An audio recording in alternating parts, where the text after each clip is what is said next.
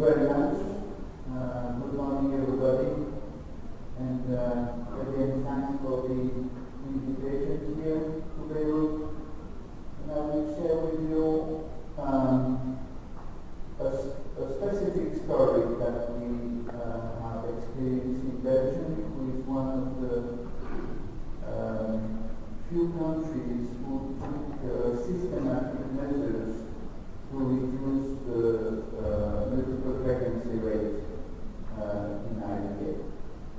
So the plan will be the following. Just a few data to remind you the epidemic of multiple pregnancy due to positive technology. A few epidemiologic data to convince you that it's a problem. And then we will go to what we can do. The Belgian experience, who is now 10 years, and a few conclusions. Is there an epidemic? If you look to the registers, the old one already in the 80s and in the 90s, you would be seeing that the number of twins, the incidence of triplets, or even more, are extremely high, and that a quarter to a third of deliveries would be multiple. If you look to the last two-part publication of the world data, which were issued last year, unfortunately it's 10 years delayed, so it's the data of 2004 were published. There is no progress, and maybe even increased rate of multiple, with an enormous increase in the number of cases, partly due to the fact that there is a network for a world collection, but also because these techniques have spread largely. So the contribution of art in multiple deliveries has certainly increased in the world during these decades. A lot of people are focusing on triplets due to the high complication in pregnancy of these triplets and the much higher increase in triplets probability in IVF. But I will remind you of the long talk that it's the twins who, in terms of public health, are the problem because of their numbers. Even if the increased rate of triplets is very important, the real numbers of triplets remains limited. We have in Belgium since the 70s a group of researchers who collect systematically all multiple deliveries in one of the provinces and collect a lot of very interesting data. It's the group of the University of Ghent. And one of the publications shows that with the development of IVF and induction of ovulation, half of the multiple pregnancies, multiple deliveries occurring in Belgium were related at that time to heart. Okay, there are more multiple. Is that a problem? Is that a problem? And everybody who is working on the field of medicine will know that most of our patients wish twins. Not only they accept it, but when they come to the consultation, they say, "Doctor, is it possible to have twins?" Twins is great in their views. They say that they will recover the lost time, and even triplets is accepted by a large majority of patients. I want children, no matter if they are 2 or 3. I want children.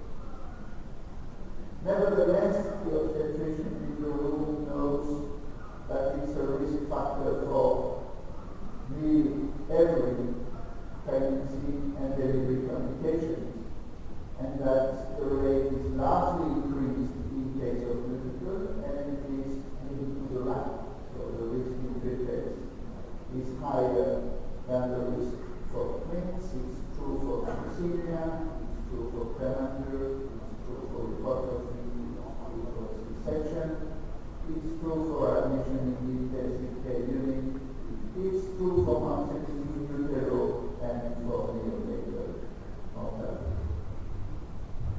And the difference is extremely significant, no matter which type of complications you will look at.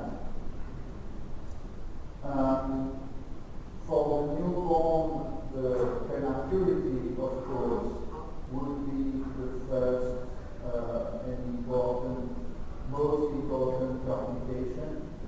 But hypotrophy is certainly also a problem, and the cost of all this in terms of intensive care unit is extremely high.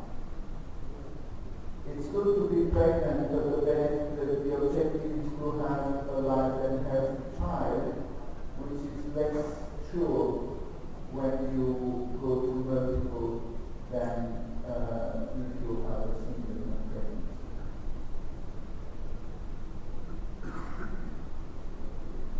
Very few economic evaluation of the cost of these multiple take into account long-term damage, who are significant in a lot of these children, especially because of the prematurity. And the economists consider that the cost at short term should be doubled to take into account the long-term costs of brain damage, pulmonary disease, school difficulties of these highly talented children. So in a paper in 2009, Yvon, who leads the World Register, says that data from population-based health registers in some countries have convincingly shown that multiple pregnancy and delivery is the most important indicator of increased medical risks for children and women. So if we convince that's a problem, and I hope you are, I know that everybody will share these views or things,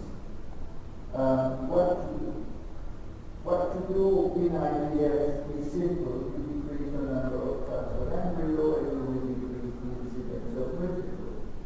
But how much is less embryos to transfer? Now we try to convince you that limiting these transfer embryos to 2 is not enough. We did that in the 90s in my hospital quite systematically. We review moral cases, and we, of course, show that the large number of multiple were in women below 38. Even if you would like to remind you that the probability of twinning is stable no matter the woman's age, while it increases the chance to be pregnant. So the contribution of number of multiple by all women is reduced because the number of pregnancies and deliveries will be reduced. So you focus on the younger women, and we also show, I don't have time to show you all the data, but this is was published in the Human Reproduction in 1996, that the embryo quality, no matter the score you use, is also a good predictor of the probability of the. So what we did was to stop to transfer what was the standard at that time, it was 3 embryos, in patients below 38 with good quality embryos. So you see that before that policy, we had 3/4 of our transfer were triple transfer, and due to this new policy, we had an increase to half of our transfer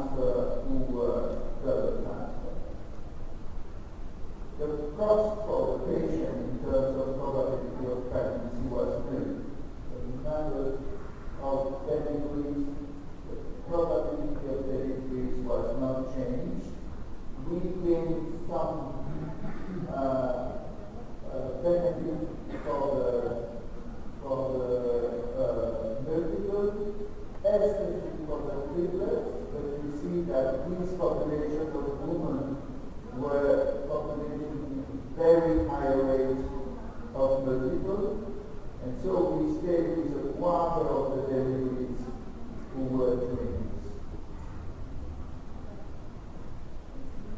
In Belgium, this is not our own data, it's the data of the National Register. We have seen very long but extremely extensive register. Now it's an obligation by law to declare every initiated cycle before day 7, and the financing of the hospital is linked to the respect of this obligation. So we think that all data are quite fully recorded. So you see that during the 90s, the tradition of transfer 3 embryo decreased dramatically to with a double embryo transfer. You even see that single embryo transfer begins to increase in the early 2000, 2001, 2002, and I will go back to that a little later.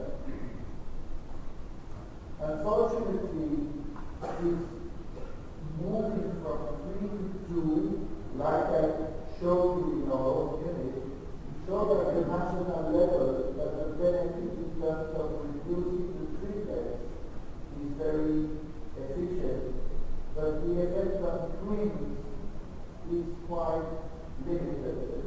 We probably moved from around 30-35% in the early 90s to 26, 27 at the latest of this decade, which is still far from being satisfactory. So with a few papers coming out at the beginning of the year 2000, especially from Belgium and from the Scandinavian, Finland was also extremely active in that purpose.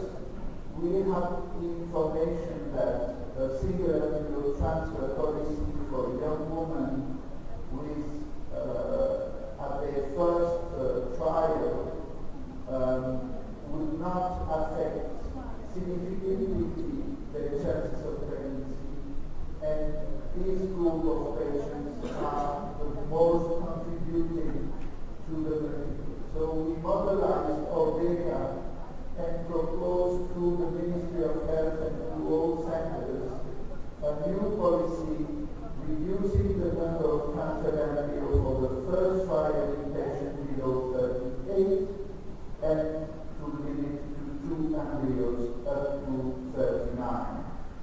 And we were predicting a decrease of half of the number of twins in that policy, and that is what I would like to share with you now.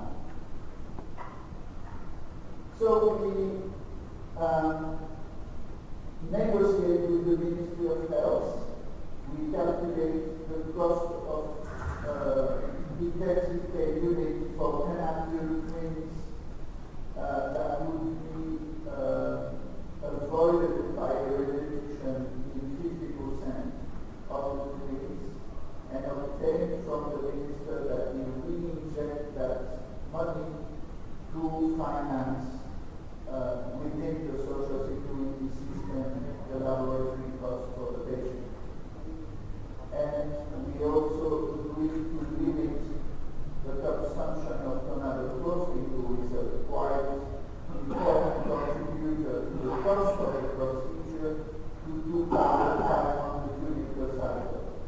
We are already, today in Belgium, more close to 2,000 than 2,500, because there are many papers coming out showing that there is no interest in high doses of iron stimulation. And with these two measures, the deal was obtained and was supposed to be neutral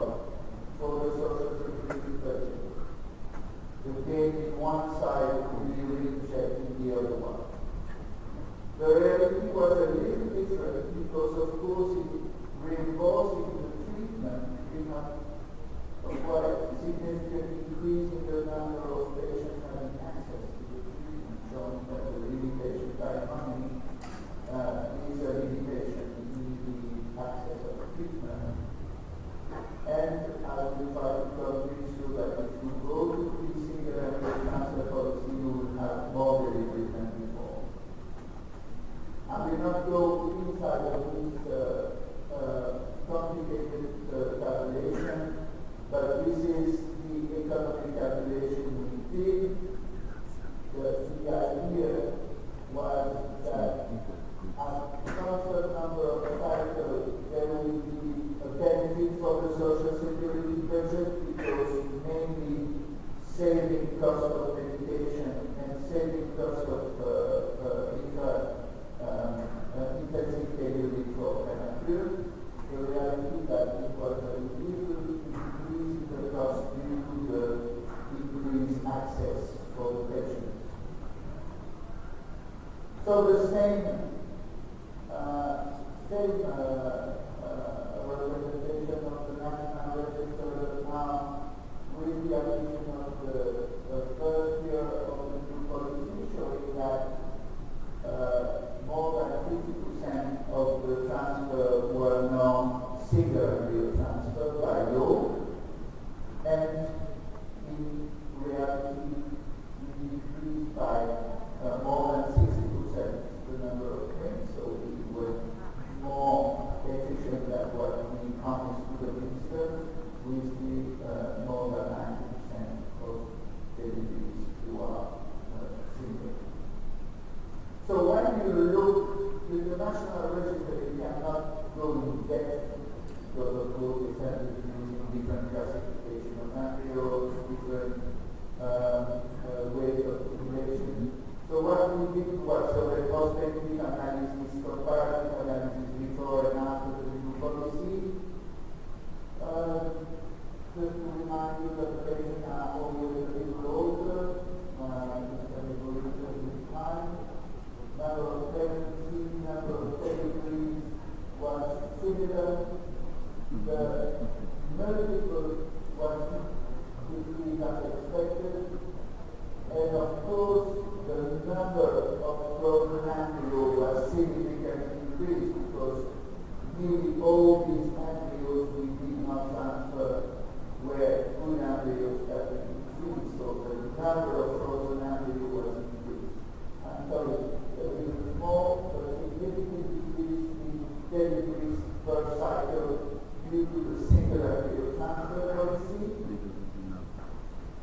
But when you look to the number of frozen embryos, you have a big increasing number. So you transfer more frozen embryos. These embryos have better chance to implant because there is a very clear link between the embryo quality and the resistance to frozen. And so procedure, there has been also improvement in frozen and so procedure not at the time of this study. And for this reason, the number of additional pregnancies for these women coming from frozen and so embryos is quite significant. So from these deliveries additional, we extrapolate the data with the numbers of embryos still frozen at the time of the study, and the result is that at the end, with the immediate pregnancy and the additional pregnancy coming from frozen embryos, when all these embryos would have been replaced, at the end, the number of deliveries is increased by the new policy in comparison to the policy before.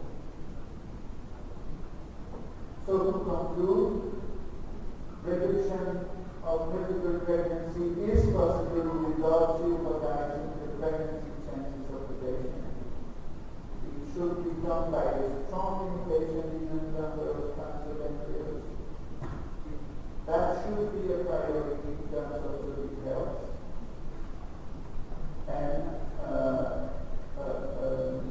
an encouragement of even an imposition by law is probably necessary. There is a very toxic competition between centers if not everybody is applying the same policy. We see that in most of the countries who resist to this evolution, the centers leaders say, yes, it's a very good policy, we know it's a very good policy, but we understand in the financial situation if we can't let the patient leaders somewhere. There have been two interesting